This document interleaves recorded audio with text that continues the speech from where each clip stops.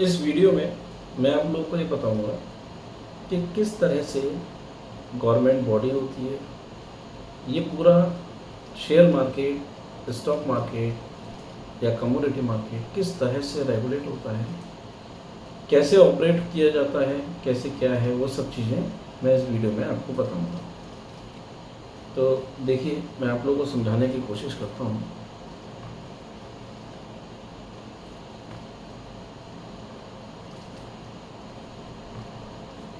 देखिए, सबसे पहले ऐसे समझिए कि सबसे ऊपर होता है हमारा सेबी। सेबी क्या है?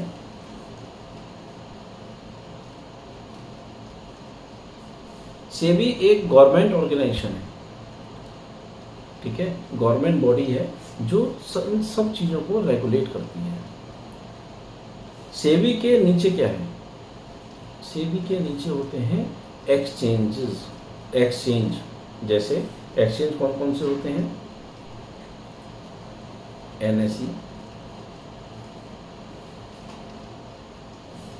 बीएसई,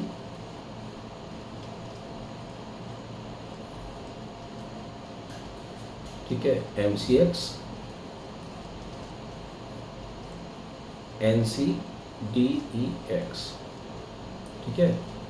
एनएसई जो एक्सचेंज है और जो बीएसई एक्सचेंज है, ये एनएसई और बीएसई आपको जो काम करवाते हैं वो करवाते हैं इक्विटी में। अब इक्विटी क्या होता है समझिए। इक्विटी बोले या इसी को हम बोल दें शेयर मार्केट, एक ही बात है, ठीक है, या हम बोल दें स्टॉक मार्केट, एक ही बात है, ठीक है। तो इक्विटी मार्केट यानी कि शेयर मार्केट या स्टॉक मार्केट एक ही बात है। इनको कौन ऑपरेट करता है, या यूं कहिए कि इनको कौन रेगुलेट करता है? तो सबसे ऊपर होता है सेबी। सेबी के नीचे होते हैं एक्सचेंजेस, जैसे एनएसई, बीएसई, एमसीएक्स और एनसीडीएक्स। एमसीएक्स क्या है? जो कमोडिटी मार्केट होती है, अभी आगे बताऊंगा कि कमोडिटी मार्केट क्या होती है। जो कमोडिटी मार्केट होती है उसको जो रेगुलेट करता है वो करता है एमसीएक्स एक्सचेंज। जो एनसीडीईएक्स होता है ये एग्री कमोडिटी को, जो एग्रीकल्चर से संबंधित चीज़ें हैं उनको चलाता है, ठीक है, एग्री कमोडिटी। इसके अलावा और भी होते हैं, जैसे आपके फॉरेक्स, ठीक है, क्रिप्टो, नाम सुने होंगे आपने, क्रिप्टो करेंसी। फॉरेक्स क्या है?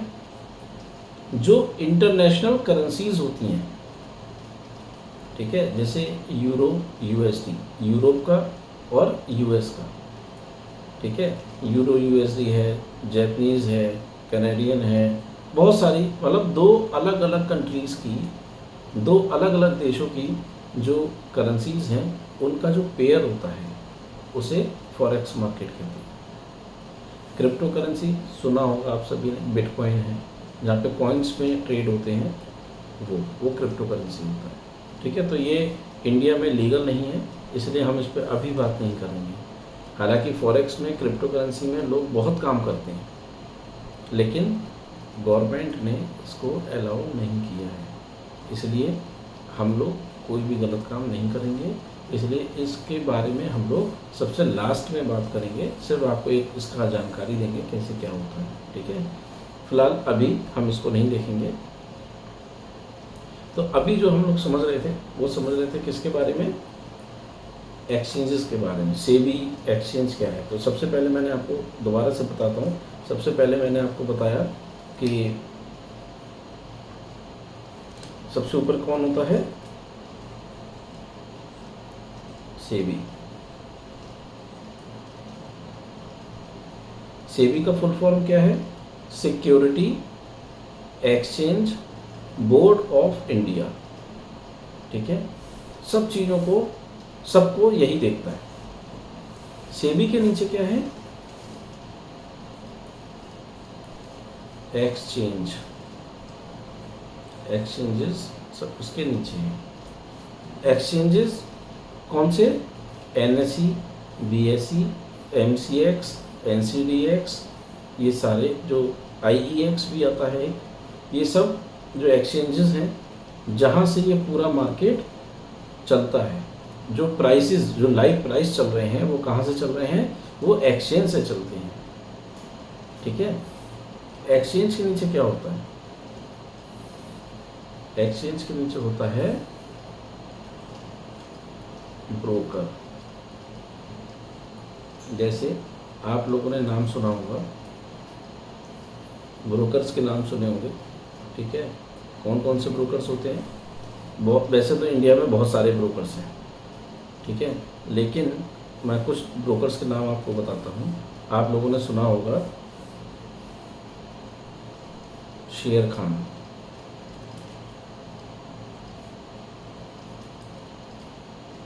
ठीक है, या आप लोगों ने सुना होगा एंजल ब्रोकिंग, जिसको आजकल एंजल वन के नाम से भी जानते हैं, एंजल ब्रोकिंग। ठीक है, और 5 पैसा, ये नए नए एक्सचेंज खुल गए हैं, सॉरी नए नए ब्रोकर खुल गए हैं। ठीक है, बहुत सारे हैं। यहाँ आप ले सकते हैं अप स्टॉक्स। ये मैं वो बता रहा हूँ उन स्टॉक्स के नाम जो आजकल लोग सुनते हैं। सबसे ज़्यादा सुनते होंगे जीरोधा। ठीक है, तो इस तरह से बहुत सारे एक्सचेंजेस हैं जो इस शेयर मार्केट में काम कराते हैं। ये सब ब्रोकर होते हैं।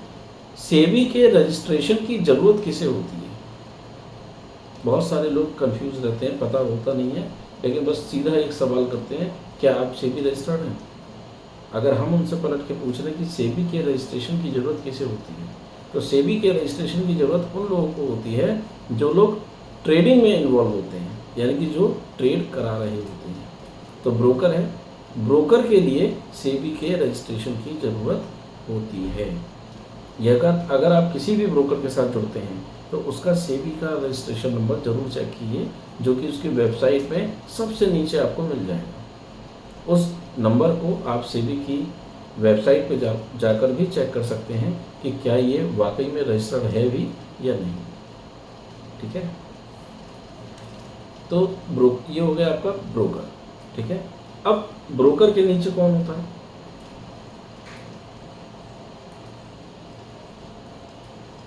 ये तो आ गया ब्रोकर। ब्रोकर के नीचे होते हैं सब ब्रोकर। ठीक है, पहले सब ब्रोकर हुआ करते थे, अब कुछ पावर्स कम कर दिया और इनका नाम बदल के कर दिया गया एपी। एपी का मतलब ऑथराइज्ड पर्सन। ठीक है, सब ब्रोकर बोल दीजिए या एपी बोल दीजिए, कोई बहुत बड़ा अंतर नहीं है, काम सब वही है। इनके नीचे कौन होता है? इनके नीचे होता है ट्रेडर। ट्रेडर मतलब क्लाइंट। क्लाइंट बोले तो आप और हम। ठीक है, ट्रेडर, या बोल दें तो इन्वेस्टर।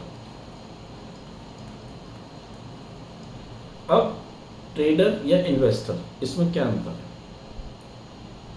ट्रेडर कौन है? जिसने किसी चीज को बाय किया, सेल किया। इन्वेस्टर कौन है? ये भी बाय कर रहा है और सेल कर रहा है। फिर दोनों में डिफरेंस क्या है? डिफरेंस ये होता है कि जो ट्रेडर होता है ना, वो आज ट्रेड करेगा, या तो आज ही निकल जाएगा प्रॉफिट या लॉस बुक करके, या 2-4 दिन में निकल जाएगा। लेकिन इन्वेस्टर क्या होता है?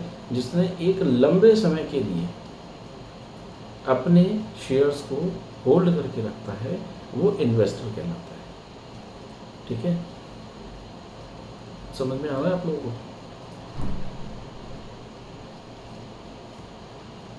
अब देखिए,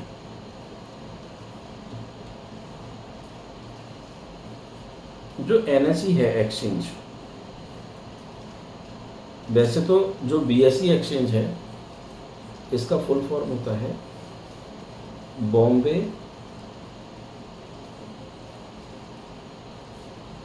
स्टॉक एक्सचेंज। ठीक है, ये सबसे पुराना एक्सचेंज है। इसमें हम इक्विटी मार्केट में काम करते हैं। फिर दूसरा आया एनएसई। एनएसई क्या होता है, इसका फुल फॉर्म क्या है, नेशनल स्टॉक एक्सचेंज। ठीक है, ये हो गया हमारा NSE, national stock exchange.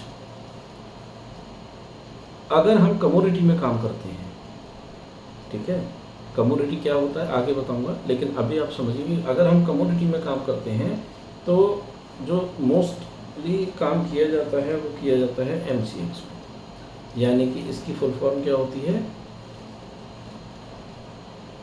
Multi commodity exchange. ठीक है, एमसीएक्स में जो मोस्टली काम होता है वो कमोडिटीज में होता है। जो बीएसई है उसमें इक्विटी में काम होता है। एनएसई जो है उसमें भी इक्विटी में काम होता है। बीएसई सबसे पुराना एक्सचेंज है इंडिया का, उसके बाद एनएसई आया। दोनों के वॉल्यूम बहुत हाई रहते हैं, बहुत लोग काम करते हैं, लेकिन मुझे ऐसा लगता है कि एनएसई ज़्यादा पॉपुलर हो गया है और लोग अगर अकाउंट खोलते हैं तो लोग जो काम करते हैं वो एनएसई में करते हैं। तो आप ये मान लीजिए कि बाय डिफ़ॉल्ट अगर कोई आपका अकाउंट खुलवा रहा है तो ये मान के चलिए वो एनएसई में खुलवा रहा है। ठीक है, नेशनल स्टॉक एक्सचेंज में। इन स्टॉक्स के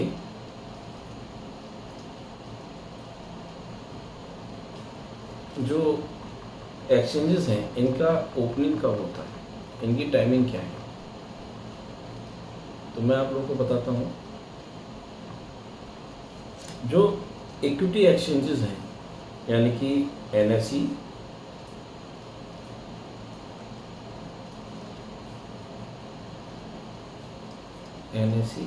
या बीएसई, ये जो एक्सचेंज है इनकी जो ओपनिंग होती है, मार्केट ओपनिंग टाइम, वो 9:15 से ओपन हो जाता है। आप इस दुनिया में कहीं भी रहें, अगर आपकी 9:15 हो गया तो ये ऑटोमेटिक ओपन हो जाएगा। आप अपनी सीट पे, अपने सिस्टम पे आए नहीं आए, लेकिन मार्केट ओपन हो जाएगा। मार्केट का ओपनिंग टाइम है 9:15। ठीक है, और ये क्लोजिंग टाइम क्या होता है, इसका क्लोजिंग टाइम होता है 3:30। ठीक है, एनएसई का या बीएसई का, एक्सचेंज का। हालांकि इसमें प्री ओपन मार्केट सेशंस भी होते हैं जो कि 5-7 मिनट के होते हैं 9:15 से पहले, लेकिन मैं वो चीज़ अभी आपको नहीं बता रहा हूँ। आप ऐसे समझिए कि 9:15 पे मार्केट ओपन होगा और 3:30 पे बंद हो जाएगा। ठीक है, जो कमोडिटी मार्केट होता है एमसीएक्स मार्केट,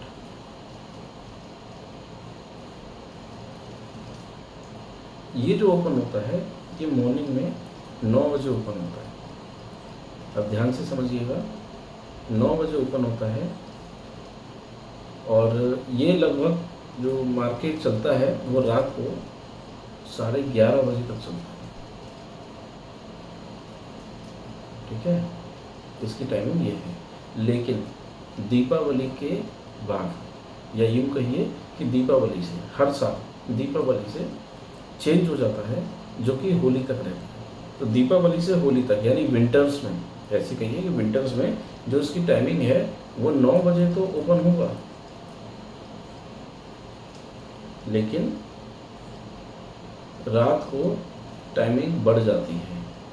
ये 11:55 तक यानी 11:55 PM तक चलेगा।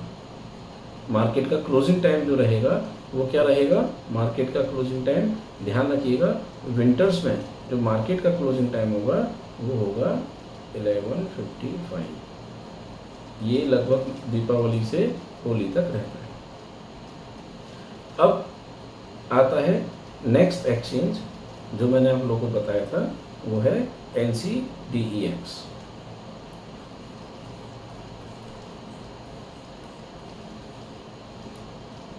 ठीक है, NCDEX में क्या होता है? इसमें जितनी भी एग्रीकल्चर से संबंधित कमोडिटीज़ होती हैं वो सब इसमें ट्रेड होती हैं। इसकी जो टाइमिंग है ये भी मॉर्निंग में लगभग 9 बजे खुल जाता है और शाम को 5 बजे तक ये चलता है। ठीक है, लेकिन अब बहुत सारे लोग इसमें ट्रेड नहीं करते, इसमें ट्रेडिंग बहुत कम होती है, लोग अवॉइड करते हैं इसमें ट्रेड करना। पहले बहुत काम हुआ करता था, लेकिन बीच में कुछ सट्टेबाजी हो गई इसमें कुछ साल पहले, जिसमें कई लोग पकड़े गए और वॉल्यूम भी कम रहता है, लोगों का इंटरेस्ट भी कम रहता है, इसलिए लोग इसमें कम काम करते हैं। इसके बाद आता है करेंसी का, करेंसी मार्केट। ठीक है,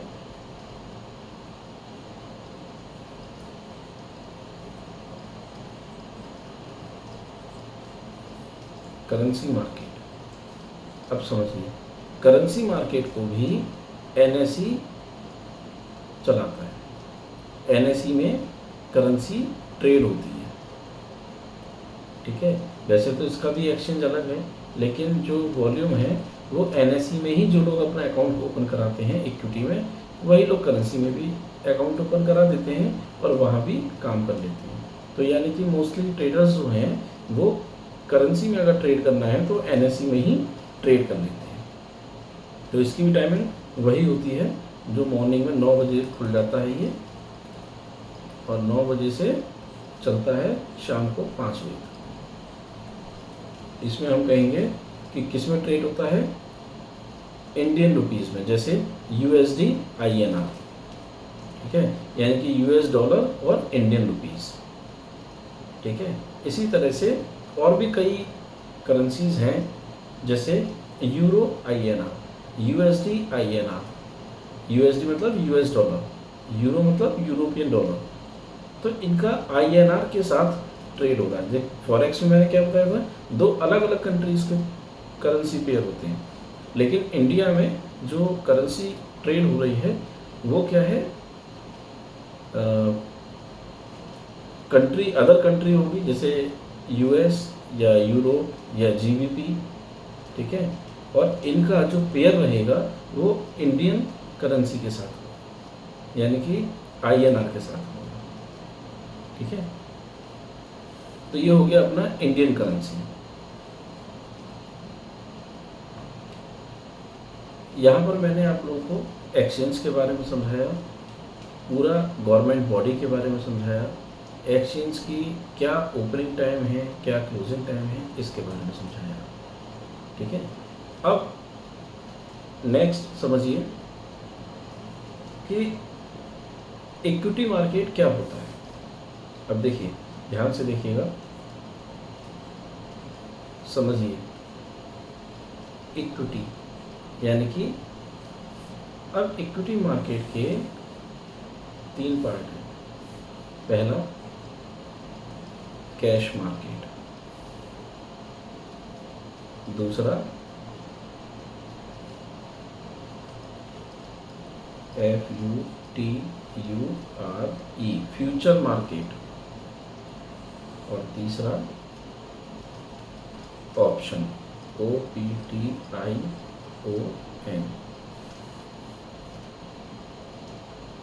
इसे कैश मार्केट को कुछ लोग NSE कैश भी बोल देते हैं, एक ही बात। फ्यूचर को बोल देते हैं F, ऑप्शन का ओ उठा लिया तो ये हो गया ओ, ठीक है। तो कुछ लोग तो बोलते हैं future and option, F N O, कुछ लोग बोलते हैं एफ एंड ओ, ठीक है।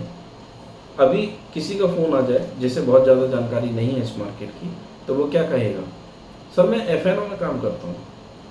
तो हम उससे पूछते हैं एफ में या ओ में, वो वहीं खेल जाता है, उसे पता ही नहीं होता है कि मैं एफ में करता हूँ या ओ में, बस सुना है एफ एन ओ। एक्चुअल में एफ एंड ओ है, फ्यूचर और ऑप्शन, लेकिन एंड को शॉर्ट में हो गया वो एन, ठीक है।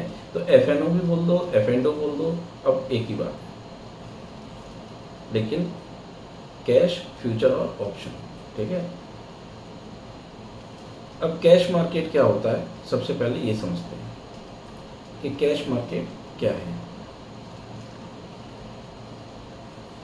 जब आप किसी भी कंपनी के शेयर्स को खरीदते हैं और बेचते हैं, किसी भी कंपनी के शेयर को, नंबर ऑफ शेयर्स कितने होंगे, जितना आपके पास पैसा होगा। मान लीजिए किसी कंपनी का शेयर का प्राइस चल रहा है 120 रुपये और आपके पास है सिर्फ 150 रुपये, तो 150 रुपये में यानी कि एक शेयर आ सकता है 120 रुपये का। अगर आपके पास अमाउंट है 119 रुपये, तो वो एक भी शेयर आप नहीं खरीद पाएंगे। यानी कि अगर 120 रुपये उस कंपनी का शेयर चल रहा है, तो आपके पास 120 रुपये कम से कम होने चाहिए। अगर 1 रुपये भी कम होगा तो आपको वो शेयर नहीं मिलेगा। अब आपकी मर्जी, आप 100 शेयर खरीदिए, 2000 शेयर खरीदिए, 1000 खरीदिए, 5000 खरीदिए, जितने आप चाहें उतने खरीद सकते हैं, लेकिन आपके पास पैसा भी होना चाहिए। 120 रुपये का एक शेयर है, ठीक है, जितने आपको खरीदने हैं उतने के हिसाब से पैसा होना चाहिए। यानी नंबर ऑफ शेयर्स कितने हैं ये आप डिसाइड करते हैं कि आपको कितना पैसा है आपके पास और कितने शेयर्स आपको खरीदने हैं, ठीक है। यहाँ पर जो शेयर्स को आप खरीदते हैं कैश मार्केट में, उन शेयर्स को आप लॉन्ग टर्म के लिए होल्ड कर सकते हैं, क्योंकि आप पूरा पैसा देकर उसको खरीद रहे हैं। लॉन्ग टर्म से मतलब चाहे आप 2 दिन रखिए, 2 साल रखिए, 20 साल रखिए, 50 साल रखिए, ये आपकी मर्जी, ठीक है। आप जब चाहें इसे सेल करके अपना प्रॉफिट बुक कर सकते हैं। अगर आप सेम डे में इसको खरीदेंगे, सेम डे में बेचेंगे, तो भी आप प्रॉफिट बुक कर सकते हैं। और मान लीजिए आज आपने 120 रुपये का कोई शेयर खरीदा और 10 साल के बाद वो शेयर का कॉस्ट हो गया मान लीजिए 2000 रुपये, तब भी आप बेच सकते हैं, ठीक है। तो यानी कि कैश मार्केट क्या है, कैश मार्केट यानी वो मार्केट जिसमें आप किसी भी कंपनी के शेयर्स को खरीदते हैं और लॉन्ग टर्म के लिए होल्ड कर सकते हैं, ठीक है। लेकिन इस कैश मार्केट का एक ड्रॉबैक है कि आप खरीद कर तो बेच सकते हैं, लेकिन सेल करके यानी बेच कर होल्ड नहीं कर सकते, लॉन्ग टर्म के लिए होल्ड नहीं कर सकते। अभी आप सोच रहे होंगे कि बेच कर कैसे, तो ये आगे मैं आप लोगों को बताऊंगा डिटेल में कि बाय करके सेल किया जाता है और सेल करके भी बाय किया जाता है, कैसे करते हैं वो सब चीज़ें आगे बताऊंगा। लेकिन अभी सिर्फ ये समझिए कि यहाँ पे सिर्फ ड्रॉबैक ये होता है कैश मार्केट में कि आप अगर सेल का फ्रेश पोजीशन बनाते हैं तो उसे आप होल्ड नहीं कर सकते, लॉन्ग टर्म के लिए होल्ड नहीं कर सकते। आप इंट्राडे में, इंट्राडे का मतलब होता है सेम डे में खरीदना है और सेम डे में बेचना है, यानी कि आप 9:15 पे खरीद सकते हैं और 3 या 3:15 तक आपको काटना ही होगा, आपका चाहे प्रॉफिट हो या लॉस हो। अगर आप उस स्टॉक को स्क्वायर ऑफ नहीं करेंगे या नहीं काटेंगे तो आपका ब्रोकर ऑटोमेटिक उसको काट देगा, भले ही आपको प्रॉफिट हो या लॉस हो, उससे कोई मतलब नहीं है, ठीक है। तो अगर आप किसी भी स्टॉक को या किसी भी कॉन्ट्रैक्ट को, फ्यूचर कॉन्ट्रैक्ट को, ऑप्शन को, कमोडिटी को, किसी को भी आप सेम डे में खरीदते हैं और सेम डे में ही बेच देते हैं, और अगर आप नहीं बेचते हैं तो मार्केट के क्लोजिंग के टाइम से 15-20 मिनट पहले, आधा घंटे पहले तक आपका ब्रोकर उसको बेच देगा, उसे कहते हैं इंट्राडे ट्रेडिंग, यानी सेम डे में खरीदना, सेम डे में बेचना, इसे कहते हैं इंट्राडे। लेकिन पोजिशनल क्या होता है, या कैरी फॉरवर्ड करना किसे कहते हैं, होल्डिंग किसे कहते हैं, मतलब आज आपने कोई चीज़ खरीदी लेकिन आज आपने उसे बेचा नहीं, अपने पास रख लिया, 2 दिन में, 3 दिन में, 10 दिन में, 20 दिन में, 1 महीने, 2 महीने, 1 साल, 2 साल, 10 साल, जब तक आपकी मर्जी है तब तक आप रखिए, उसे कहते हैं पोजिशनल या कैरी फॉरवर्ड या होल्डिंग, एक ही बात है। ठीक है। तो जो कैश मार्केट होता है, कैश मार्केट में हम लोग किसी भी कंपनी के शेयर्स को खरीदते हैं या बेचते हैं। ठीक है। फ्यूचर मार्केट क्या होता है, फ्यूचर मार्केट भी ऐसा ही होता है, सेम, लेकिन इसमें क्या होता है, एक तो लॉट साइज होता है। लॉट साइज मतलब जिसमें एक्सचेंज ये डिसाइड कर देता है कि आपको एक लॉट में कितना क्वांटिटी मिलेगा, फिक्स क्वांटिटी होता है। जैसे एक एग्जांपल देता हूँ, समझिए। अभी आप किसी मेडिकल स्टोर पे जाएं और कोई मेडिसिन खरीदें, तो कोई 10 टैबलेट का एक स्ट्रिप होता है, तो कोई 5 टैबलेट का एक स्ट्रिप हो सकता है, कोई 2 टैबलेट का एक स्ट्रिप हो सकता है, कहीं 3 टैबलेट का एक स्ट्रिप हो सकता है, कहीं 15 टैबलेट का एक स्ट्रिप हो सकता है, कहीं 20 टैबलेट का एक स्ट्रिप हो सकता है। यानी कि एक स्ट्रिप में नंबर ऑफ टैबलेट्स अलग अलग हो सकती हैं। इसी तरह से एक लॉट में शेयर्स की क्वांटिटी अलग अलग हो सकती है। जैसे एक एग्जांपल देता हूँ, फॉर एग्जांपल आपका HDFC बैंक है, ठीक है। इसका जो लॉट साइज है मान लीजिए 500 रुपये का है, और एक दूसरा SBI बैंक है, ठीक है। SBI बैंक का लॉट साइज मान लीजिए 350 का है। तो इसका क्या मतलब है, इसका मतलब यह है कि अगर HDFC बैंक को आपका एक लॉट अगर आपको खरीदना है, HDFC बैंक का एक लॉट अगर आपको खरीदना है, तो एक लॉट में फिक्स क्वांटिटी कितनी है, 500। नंबर ऑफ शेयर्स कितने मिलेंगे आपको, 500, ना 499 ना 501। तो HDFC बैंक का अगर लॉट साइज 500 है, तो इसका मतलब यह है कि अगर आप एक लॉट खरीदते हैं यानी कि आप 500 क्वांटिटी खरीद रहे हैं। यहाँ पे आप नंबर ऑफ क्वांटिटी अपने मन से सेट नहीं कर सकते, यहाँ पर नंबर ऑफ क्वांटिटी फिक्स रहती है, जो कि एक्सचेंज ही डिसाइड करके रखता है कि उसको कितना करना है। हो सकता है कल को नेक्स्ट मंथ या उसके नेक्स्ट मंथ ये रिवाइज हो जाए, 500 का 600 हो जाए, 1000 हो जाए, 200 रह जाए। ये सब कुछ कौन डिसाइड करता है, ये एक्सचेंज डिसाइड करती है, ये हम लोग डिसाइड नहीं करते हैं। ठीक है, या ब्रोकर डिसाइड नहीं करता है। दूसरा, जैसे मान लीजिए इसका अगर आपको एक लॉट लेना है SBI बैंक का, इसका मतलब इसका फिक्स क्वांटिटी कितना रहेगा, 350।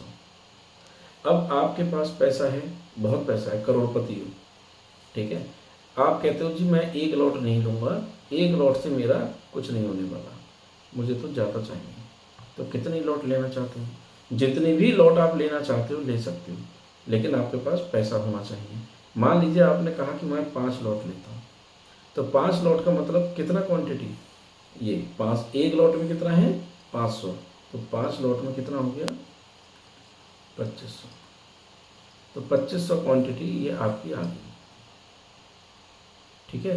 तो फ्यूचर क्या है, फ्यूचर में एक सेम वही होता है, सब कुछ वही होता है, बस एक लॉट का साइज होता है, फिक्स क्वांटिटी होती है। आप अपने मन से ये डिसाइड नहीं कर सकते कि मुझे कितना क्वांटिटी लेना है, जो एक्सचेंज ने डिसाइड किया है आपको उतना ही लेना पड़ेगा। अगर आप चाहें तो मल्टीपल लॉट्स में ट्रेड कर सकते हैं, यानी कि 2 लॉट ले सकते हैं, 5 लॉट ले सकते हैं, 10 लॉट ले सकते हैं, जो भी आप चाहें ले सकते हैं, लेकिन आप पर पैसा होना चाहिए। मान लीजिए एक लॉट को लेने के लिए 1 लाख रुपए चाहिए, तो आप 5 लॉट ले रहे हैं, तो यानी कि 5 लाख रुपए चाहिए। ठीक है। दूसरा क्या होता है कि फ्यूचर में एक तो मैंने आपको बताया लॉट साइज, ठीक है। दूसरा एक क्वांटिटी एक्सपायरी डेट होती है, ठीक है। मैं बताता हूँ आपको।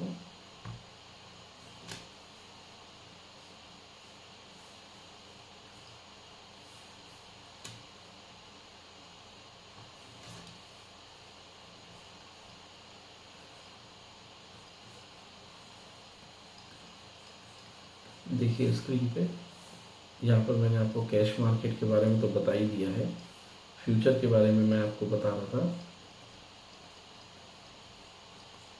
कि फ्यूचर में क्या होता है। एक तो आपका लॉट साइज होता है, ठीक है, जैसे मैंने अभी एक्सप्लेन किया, आप लोग समझ गए होंगे।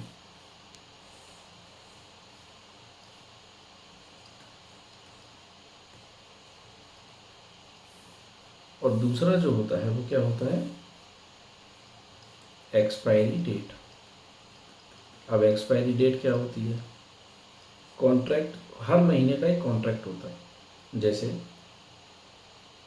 एक आप कोई भी टैबलेट लें, जैसे डिस्प्रिन ले लीजिए टैबलेट, ठीक है, तो डिस्प्रिन जो आपका स्ट्रिप है, मान लीजिए 10 टैबलेट्स हैं, उनका एक स्ट्रिप है, एक पत्ता है, तो उसकी अपनी एक एक्सपायरी डेट होती है, उस दवाई की अपनी एक एक्सपायरी डेट होती है। इसका क्या मतलब है कि वो दवाई उस डेट तक काम करेगी, उसके बाद आपको नेक्स्ट एक्सपायरी का मेडिसिन लेना होता है, ठीक है। ठीक इसी तरह हर महीने का एक्सपायरी डेट होता है। फ्यूचर में जितने भी स्टॉक्स हैं, लगभग 200 स्टॉक हैं आज की डेट में, उन सभी 200 स्टॉक में सबका अपना एक्सपायरी डेट होता है। और एक्सपायरी डेट जो होता है वो क्या होता है, वो हर मंथ का जो लास्ट थर्सडे होगा, जिस डेट में होगा, वो डेट उसकी एक्सपायरी डेट है। लास्ट थर्सडे, मंथ का लास्ट थर्सडे, ठीक है, मंथ का लास्ट थर्सडे, ये उसकी एक्सपायरी डेट होगी। जैसे इस बार 27 जुलाई जो था वो एक्सपायरी डेट था, क्योंकि 27 को मंथ का लास्ट थर्सडे था। इसी तरह अगस्त का महीना आएगा, उसका जो लास्ट थर्सडे होगा, मंथ का लास्ट थर्सडे हो, उसकी एक्सपायरी डेट होगी। एक्सपायरी डेट का मतलब ये है कि आप अगर अपना कोई भी स्टॉक जिस पे आप काम कर रहे हैं, अगर आप होल्ड करना चाहें तो इस डेट तक, एक्सपायरी डेट तक आप होल्ड कर सकते हैं। लेकिन एक्सपायरी वाले दिन आपको 2 बजे तक अपने सौदे को कट कर लेना है। काटने का मतलब होता है स्क्वायर ऑफ करना, स्क्वायर ऑफ कर लेना है। अगर आप स्क्वायर ऑफ नहीं करेंगे एक्सपायरी डेट वाले दिन, तो जो ब्रोकर है उसके सिस्टम में सब फील होता है, ब्रोकर अपने तरफ से आपका सौदा कट कर देगा, चाहे आपको प्रॉफिट हो या लॉस हो। तो एक्सपायरी डेट वाले दिन आपको हर हाल में एट एनी कॉस्ट आपको अपने ट्रेड को ख़त्म करना ही है, स्क्वायर ऑफ करना ही है, भले ही प्रॉफिट हो या लॉस हो। वो बात अलग है कि आप इस मंथ में स्क्वायर ऑफ कर दें और नेक्स्ट मंथ कॉन्ट्रैक्ट जो आ रहा है उसमें अपना पोजीशन दोबारा से बना लें। जैसे मान लीजिए जुलाई में 27 जुलाई को कॉन्ट्रैक्ट ख़त्म हुआ, तो HDFC बैंक मान लीजिए हमारे पास है, जिसका रेट चल रहा है 1000 रुपये का, तो हमने 27 जुलाई को उसे कट किया और 27 जुलाई के बाद जो अगस्त मंथ का कॉन्ट्रैक्ट हमें शो हो रहा होगा, उसमें हमने अपना पोजीशन बना लिया, दोबारा से बना लिया, ठीक है। अब इस जो हमने नया पोजीशन बनाया, इस पूरी पोजीशन को हम 1 मंथ तक होल्ड कर सकते हैं, क्योंकि मंथ का जो लास्ट थर्सडे होगा वही एक्सपायरी डेट होगा, तो लास्ट थर्सडे तक हम होल्ड कर सकते हैं। अब सितंबर कॉन्ट्रैक्ट में अगर हमें मूव करना है तो हम अगस्त में कट करेंगे और सितंबर में अपनी पोजीशन बना लेंगे। इस चीज़ को कैरी फॉरवर्ड या रोल ओवर करना भी कहते हैं। लोग कहते हैं कि सर रोल ओवर कर लीजिए। रोल ओवर करने का मतलब क्या है? ऐसा नहीं है कि कोई चीज़ यहाँ से उठाई वहाँ ले गए, नहीं, यहाँ पे कट कीजिए और नेक्स्ट कॉन्ट्रैक्ट में उसको बाय कर लीजिए, ठीक है। सेटलमेंट्स जो होते हैं यानी कि आज आपने जो भी खरीदा या जो भी बेचा, तो जो हमारा क्लोजिंग प्राइस होता है आज की डेट का, मान लीजिए आपने कोई स्टॉक खरीदा था 100 रुपये पे, आज वो स्टॉक बढ़ गया, बढ़ने के बाद वो बंद हुआ 120 पे, तो क्लोजिंग प्राइस क्या हो गया 120। तो 20 रुपीज़ का जो प्रॉफिट है वो प्रॉफिट आपको आज ही हो जाएगा, जिसका क्रेडिट आपको मिल जाएगा 20 रुपीज़ का। ठीक है, एक second.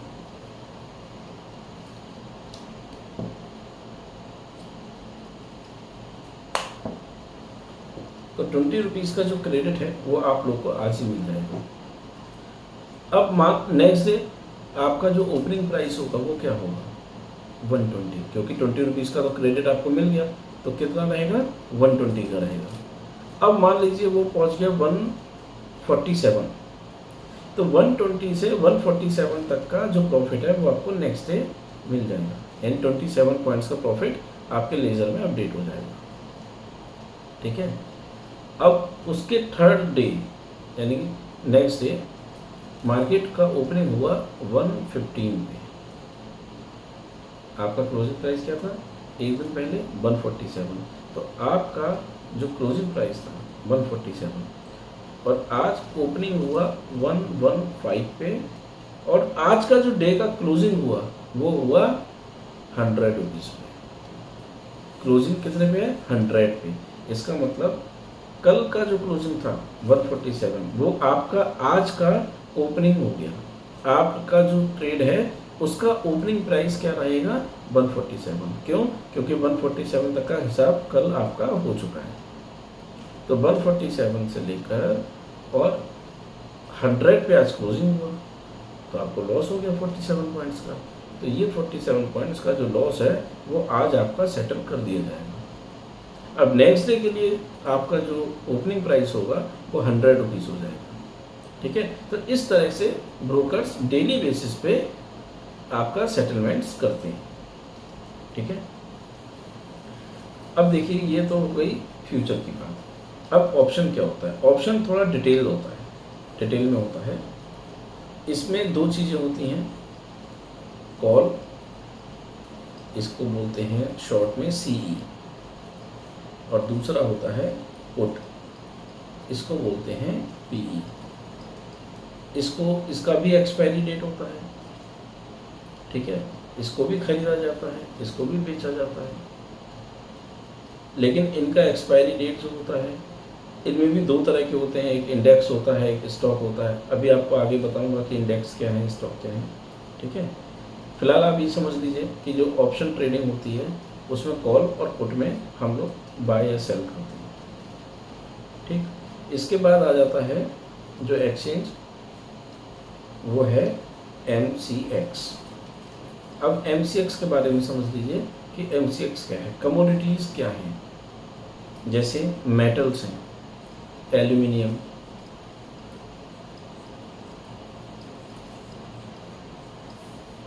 Lead, zinc, copper, nickel, ठीक है, या आपके गोल्ड, सिल्वर, या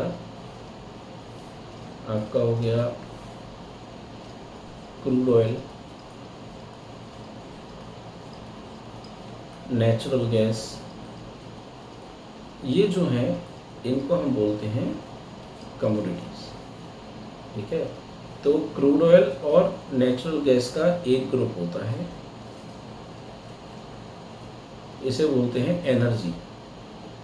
गोल्ड और सिल्वर का एक होता है जिसे बोलते हैं बुलियन, या फिर कई बार इसको बोल देते हैं प्रीशियस मेटल। ठीक है, और aluminium, lead, zinc, nickel, copper, ये जो हो गया आपका, ये हो गए आपके बेस मेटल। क्या बोलते हैं? ये बेस मेटल के ग्रुप में आते हैं। हालांकि इन ग्रुप से कुछ फ़र्क नहीं पड़ता, ये मैं आपको सिर्फ पता होना चाहिए इसलिए बता रहा हूँ, वरना सीधी सीधी बात है कि MCX एक्सचेंज के अंदर ये स्क्रिप्ट्स आती हैं एल्यूमिनियम, लेड, जिंक, कॉपर, निकल, gold, silver, crude oil, natural gas. अभी हाल फिलहाल कुछ दिनों के लिए जो निकल है इसमें ट्रेडिंग बंद कर दी गई है, ठीक है। और एक और होता है एग्री कमोडिटी है, वो ट्रेड होती है जिसका नाम है मैंथा। मैंथा ऑयल आप लोगों ने सुना होगा, दवाइयों में बहुत यूज़ होता है मैंथॉल के नाम से, जिसको मैंथॉयल कहते हैं, मैंथा ऑयल, पेपरमेंट का तेल। और एक दूसरा है एक कार्डमम। कार्डमम मतलब सफ़ेद इलायची, ये इसमें ट्रेड होती है। एक कॉटन, वो भी MCX में ही ट्रेड होती है, लेकिन बहुत कम लोग होते हैं जो इनमें काम करते हैं। कॉटन, कार्डमम बहुत कम लोग होते हैं, या मैंथोइल बहुत कम लोग होते हैं जो इनमें काम करते हैं, ठीक है। मोस्टली जो काम होता है वो किस में होता है?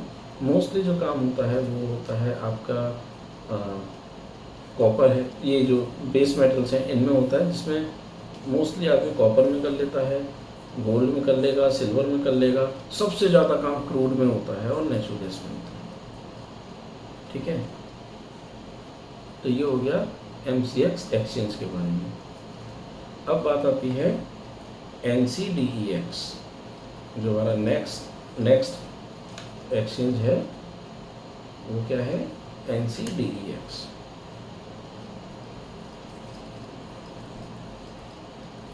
NCDEX के अंदर जो ट्रेड होता है वो होता है जैसे आपका एलमंड है, यानी कि बादाम,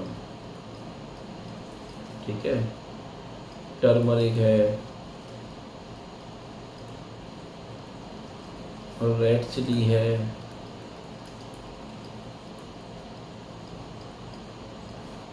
ठीक है, और बहुत सारी चीज़ें हैं जो एग्रीकल्चर से संबंधित हैं। धनिया यानी कोरिएंडर, ठीक है, और भी पोटैटो भी ट्रेड होता था, वीट, गेहूँ, ये ट्रेड होता था।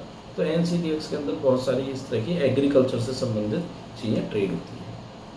MCX हुआ या NCDEX हुआ, जैसे फ्यूचर में होता है ना लॉट साइज, जो इक्विटी फ्यूचर में होता है ना लॉट साइज, ठीक उसी तरह से इसमें भी लॉट साइज का चक्कर होता है। लॉट साइज रहती हैं और एक्सपायरी डेट होती है, लेकिन इसकी एक्सपायरी डेट जो होती है वो थर्सडे वाला हिसाब नहीं है कि मंथ का लास्ट थर्सडे को एक्सपायरी होगी, वो सिर्फ इक्विटी में होती है, इसमें नहीं होती है, ठीक है। लेकिन मंथ एक्सपायरी होती है, जैसे MCX में गोल्ड की 2 महीने की एक्सपायरी है, सिल्वर की 2 महीने की एक्सपायरी है, कॉपर की 2 महीने की भी है और 1 महीने की भी है। जो छोटे कॉन्ट्रैक्ट्स हैं, जैसे मैं आपको बताता हूँ MCX की अगर मैं बात करूँ,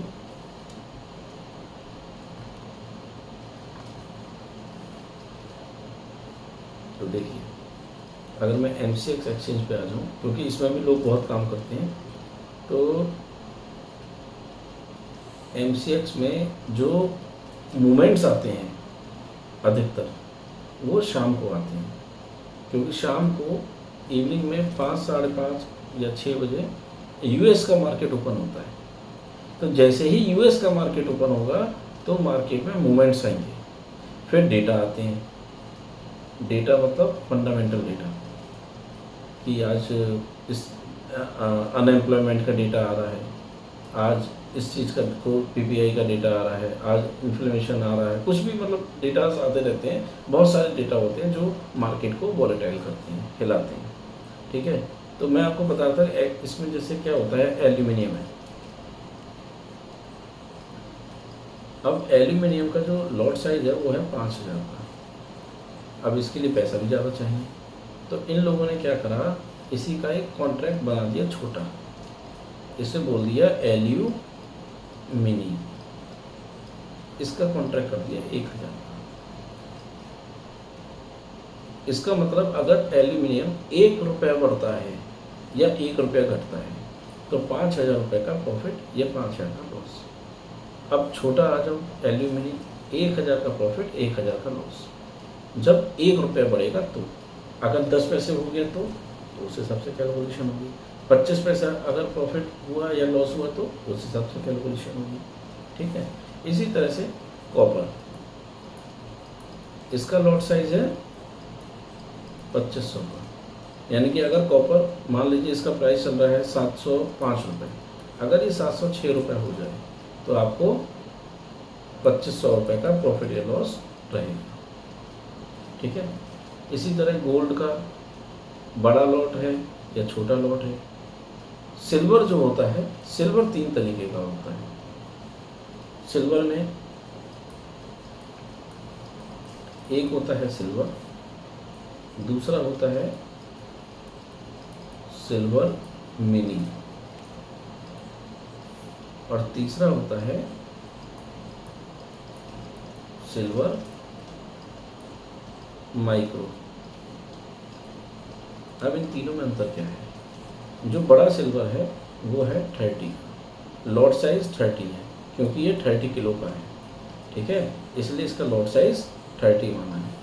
ये 5 किलो का है, इसलिए इसका लॉट साइज 5 का रखा है, और ये 1 किलो का है, इसलिए इसका साइज 1 रखा है। तो प्रैक्टिस करनी है ना अगर आपको कभी, तो सिल्वर माइक्रो पे करिए।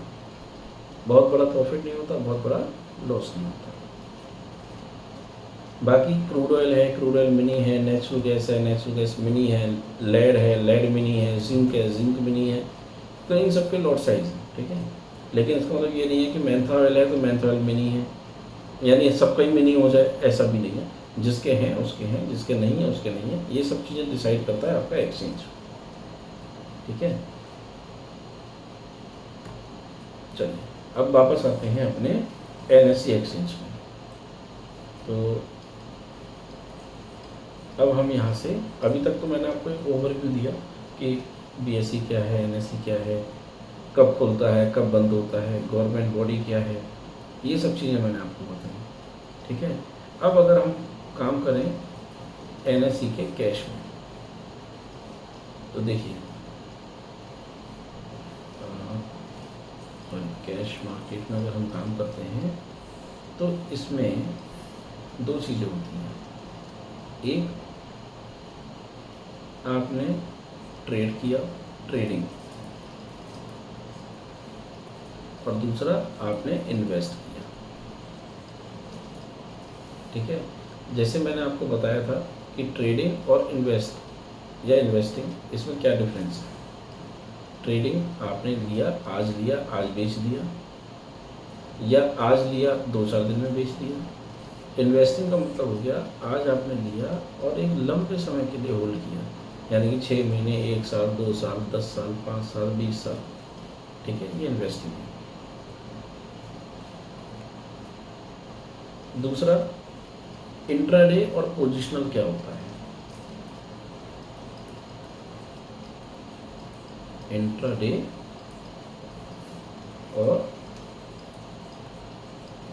पोजिशनल क्या होता है। इंट्राडे का मतलब सेम डे खरीदना और सेम डे बेचना। पोजिशनल का मतलब आज खरीदा और इसे होल्ड कर लिया। क्या कर लिया? होल्ड कर लिया, इसे अपने पास रखेगा, और आने वाले दिनों में जब भी इसका प्राइस बढ़ेगा तब हमने इसको बेच दिया। भले आपने 1 महीने होल्ड करा, 10 महीने होल्ड किया, कभी भी करिए, तो ये हो गया आपका पोजीशन। ठीक है, अब देखिए मैं आपको बताता हूँ कि बाय और सेल, इस चीज़ को थोड़ा ध्यान से समझिएगा, कुछ लोग कंफ्यूज होते हैं। एक टर्म होता है बाय और एक टर्म होती है सेल। जब आप किसी चीज को बाय करते हैं फिर आप उसको सेल करते हैं, तब जाके आपका एक ऑर्डर कंप्लीट होता है। ठीक है, मान लेते हैं आपके पास गोल्ड है, एक एग्जांपल दे रहा हूँ, गोल्ड है। ठीक है, आप मार्केट गए, मार्केट से आपने गोल्ड खरीदा, लेकिन आपको प्रॉफिट कब होगा? जब आप उस गोल्ड को बढ़े हुए रेटों में बेच देंगे। जैसे आज आपने गोल्ड खरीदा, मान लीजिए 50,000 के रेट पे, ठीक है। अब आपको प्रॉफिट कब होगा? जब इसका रेट हो जाए 55,000 या 50,000 से ज़्यादा कुछ भी, तो आपको प्रॉफिट हो गया। कितने का होगा?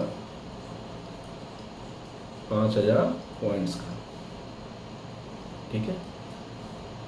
जब आपने खरीदा उसी को तो बेचा, तभी तो आपको प्रॉफिट हुआ। लेकिन इसी बात को हम उल्टा कर देते हैं, यानी कि यहां आपने क्या किया? पहले बाई किया, बाद में सेल किया। लेकिन अब हम इसी चीज को उल्टा कर रहे हैं। क्या कर रहे हैं? पहले सेल किया और बाद में उसे खरीद लिया, बाई किया। अब आप यहाँ पे आके कंफ्यूज हो जाएंगे कि पहले सेल बाद में बाई। जब कोई चीज़ हमारे पास है ही नहीं तो हम उसे कैसे बाई कर सकते हैं या कैसे सेल कर सकते हैं? तो इस मार्केट में आपको ये एक ऑप्शन दिया गया है कि आप चाहें तो पहले बाय कर लीजिए और बड़े हुए अमाउंट में उसको सेल कर दीजिए। यानी 100 रुपये पे आपने बाय किया और 200 रुपये पे आपने बेच दिया, तो भी आपका प्रॉफिट है। और दूसरा तरीका आपको कहा गया है कि अगर आपके पास नहीं है कोई बात नहीं, लेकिन आप उसको सेल कर सकते हैं बड़े हुए रेट में। जैसे 200 रुपये पे आपने सेल किया, जब वो प्राइस नीचे आया, कम हुआ, सस्ता हुआ, तो आपने उसे बेच दिया। मान लीजिए 100 रुपये आ गया, 200 रुपये से प्राइस घट के 100 रुपये आ गया, तब यहाँ पे आके आपने उसको बाय कर लिया, यहाँ पे सेल किया था।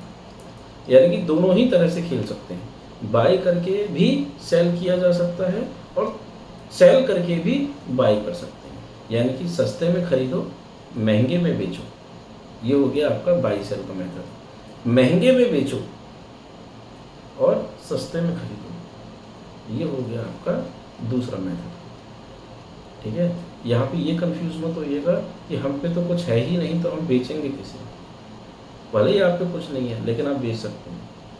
महंगे में बेचो, सस्ते में खरीदो, ये हो गया सेल से बाई। और सस्ते में खरीदो, महंगे में बेचो, ये हो गया बाई से सेल। आप दोनों ही केस में इसको कर सकते हैं।